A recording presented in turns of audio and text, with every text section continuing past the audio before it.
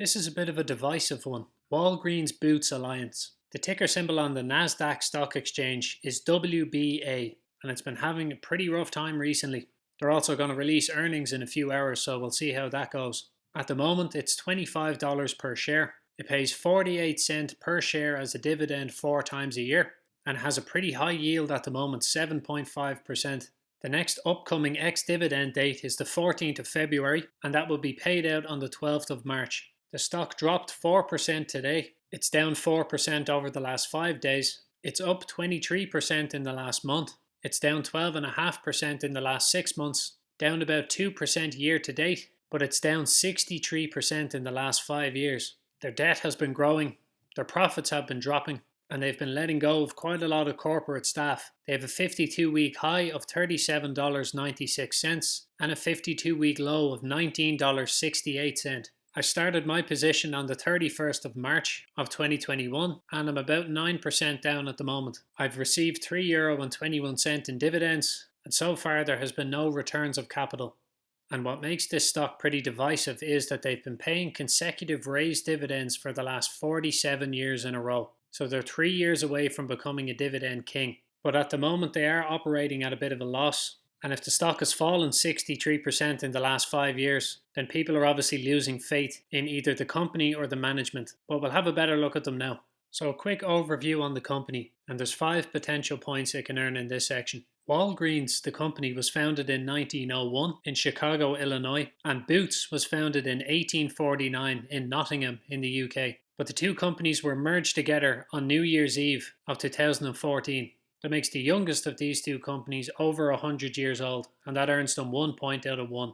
The company is headquartered in the United States, and it's a retail company for healthcare products, pharmaceutical products, and retail drugs. The company is divided into 3 segments, which are US Retail Pharmacy, US Healthcare, and the International segment. The US Retail Pharmacy segment obviously retails drugs, provides health and wellness services, and also home delivery. And the International segment has a pharmaceutical wholesaling and distribution business in Germany. It has the Boots retail shops in the UK, the Republic of Ireland and Thailand. It has the Benavides brand in Mexico and the Ahumada brand in Chile. Then the US Healthcare segment is a healthcare business that engages customers throughout their own personalized experience across the whole journey of care. So for their products and services, moat, they earn 1 point out of 1. In total, they employ 206,000 employees, so that earns them 1 point out of 1. They have a current market cap of $22.5 billion, which makes them a large cap stock and earns them 1 point out of 1.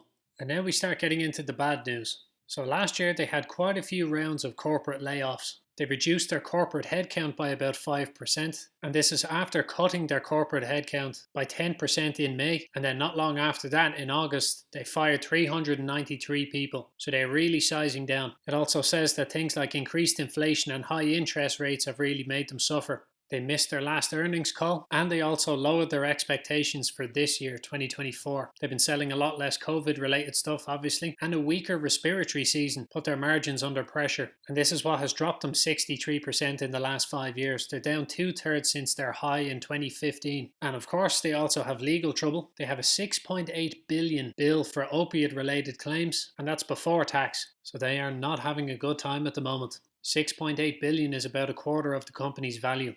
MarketWatch rates the company as a hold, so that would indicate that they're not sure if it's going to go up or go down. But if you do own shares, you shouldn't sell them. The NASDAQ website rates them a buy, and that's based on these 18 analyst ratings. And I would be inclined to agree with them, although it wouldn't be a stock I'd go all in on. It's worth a small bet, I think. TipRanks gives them a hold rating based on 2 buy ratings, 6 hold ratings, and 2 sell ratings. The Wall Street Journal gives them a hold rating with a low target of $21 and a high target of $37.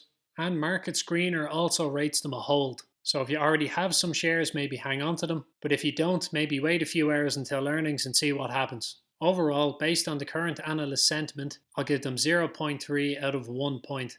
So a good start overall, 4.3 out of 5 points. And for the valuation, there's a potential 5 points that Walgreens Boots Alliance can earn. Their current revenue is $139 billion. That's the total amount of money coming through the business. but their profit margin over the last quarter is negative 0.5%, and in a few hours' time we'll find out if there's any change to that. In total for 2023, they had a negative profit margin of 2%. That's how much of their revenue they actually get to keep. So very bad, 0 points out of 1.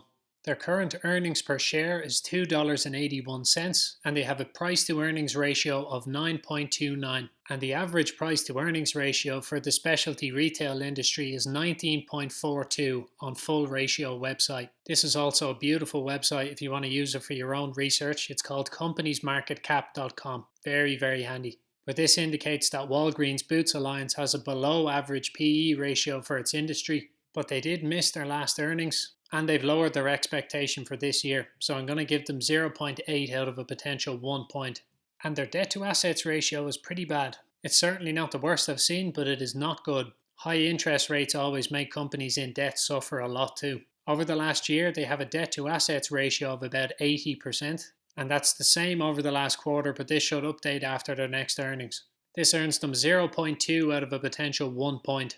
And their cash flow last year is bad. They're operating at a loss, they're paying out about a quarter of the company's full value in legal costs, and they're not expecting their profits to be good this year. So that earns them another 0.2 out of a potential 1 point.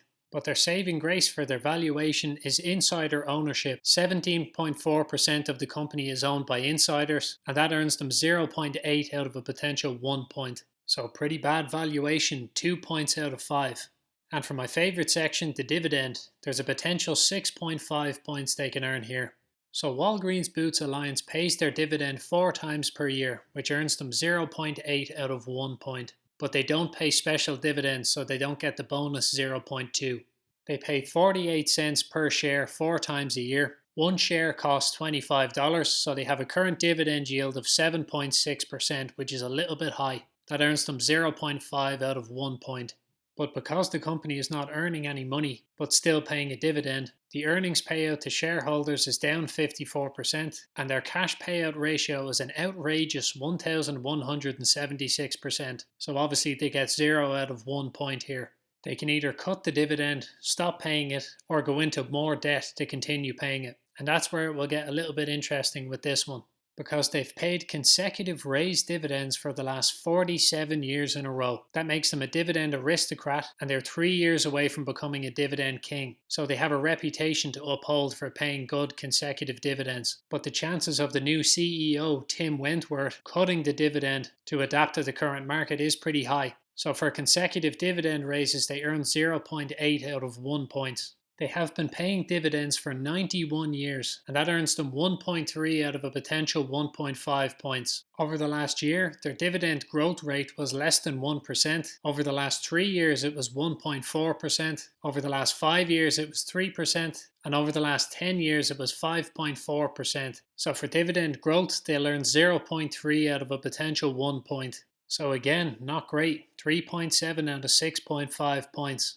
Overall, Walgreens Boots Alliance scored 10 points out of 16.5, which is a rating of about 60%. So they do have a great history of paying dividends, but they're under a lot of stress at the moment, and they do have new management, so there could be drastic changes coming. I think if you have a reasonably small position compared to your overall portfolio, it might be worth hanging on to. And if you're willing to risk a little bit of money in a turnaround play, it could be a good choice. But overall, not great. But that's pretty much it for this one, and I hope that you found this useful.